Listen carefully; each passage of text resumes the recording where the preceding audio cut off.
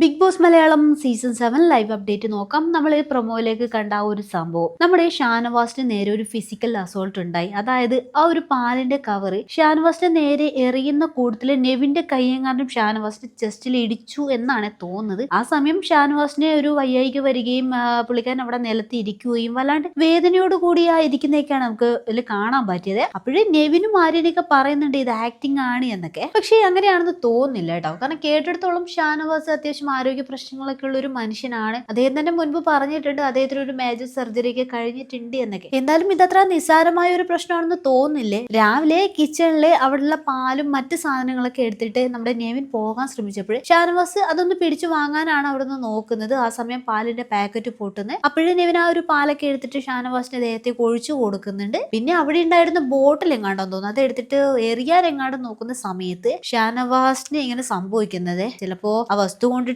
അല്ലെങ്കിൽ നെവിന്റെ കൈ കൊണ്ടിട്ടാണോ എന്നൊന്നും അറിയത്തില്ലേ. അതിനുശേഷം ഷാനവാസ് ഇങ്ങനെ നെഞ്ചത്ത് കൈ വെച്ചിട്ടൊക്കെയാണ് അവിടെ ഇരിക്കുന്നത്.